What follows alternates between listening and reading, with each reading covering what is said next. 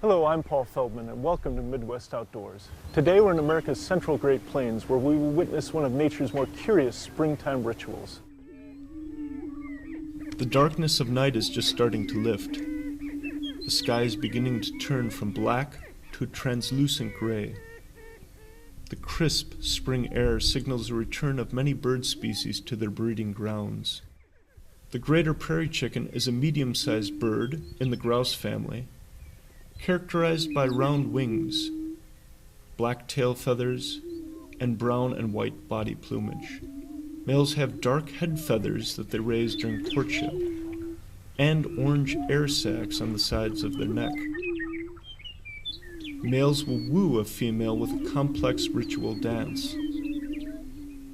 During these displays, males make a deep, hollow sound. For that reason, locals often refer to the area as the booming grounds.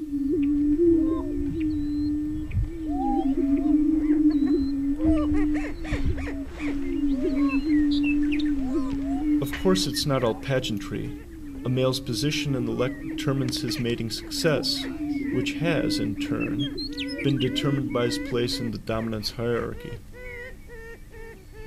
A few alpha males claim the centermost position in any lek, and this position, as well as other characteristics, announce the breeding potential of the alpha male.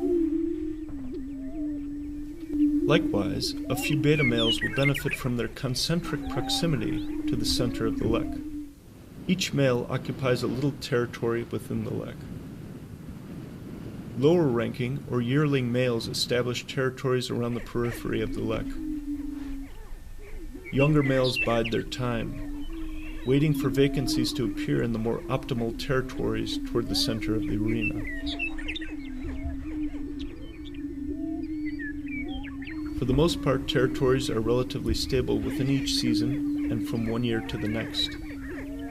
However, fights can occur both over a physical boundary within the lek and for social position within the hierarchy.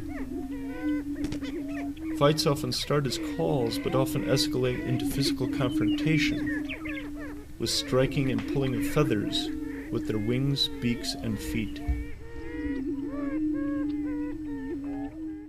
These fights can often be brutal. As seen here, this tuft of feathers lost in a fight.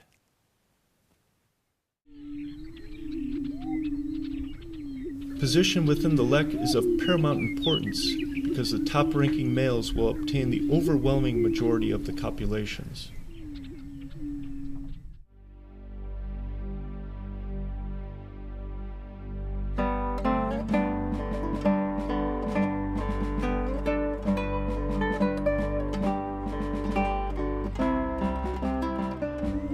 Females are keen observers of what happens within the lek.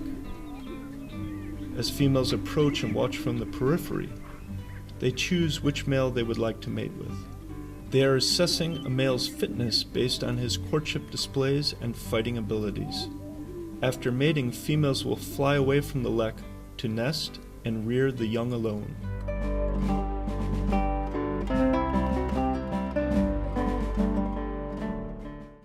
Sharp-tailed grouse also inhabit these prairies.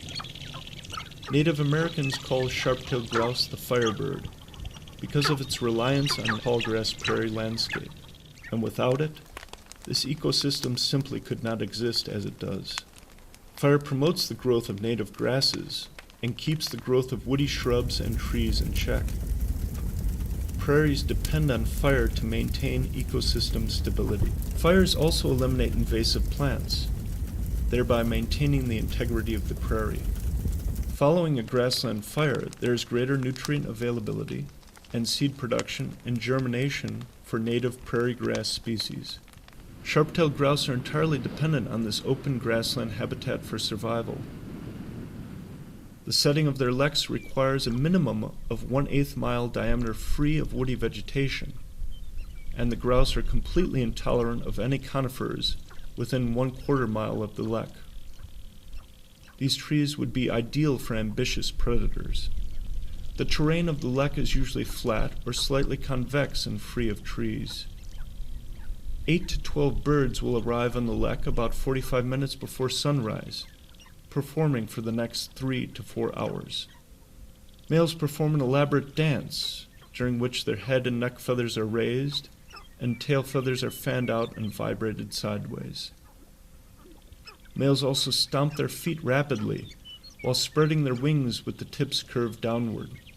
The grouse will inflate his purple neck sacs, and will hoot or coo for the attention of the hen.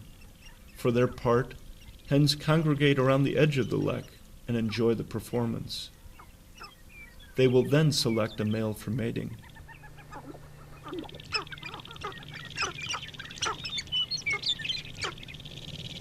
Fights occur occasionally on the lek when lower-ranking males challenge the dominant males. These fights can be vicious, with one cock finally submitting by fleeing the scene. Body size and fitness may be important determinants in these fights over territory acquisition and maintenance on the lek. With both prairie chickens and sharp-tailed grouse returning year after year to the same lek, we must do our best to protect these habitats to ensure the survival of these grassland birds. I'm Paul Feldman. Stay tuned for more Midwest Outdoors.